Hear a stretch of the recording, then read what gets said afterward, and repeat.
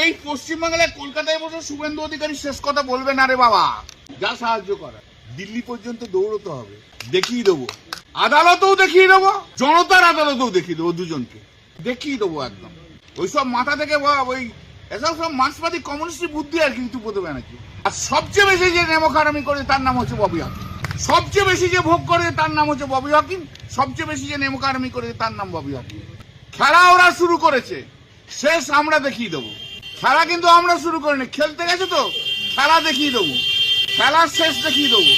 মানুষের কাছে যা, মানুষের কাছে যা, এর ঘরে ওর ঘর না ঢুকে।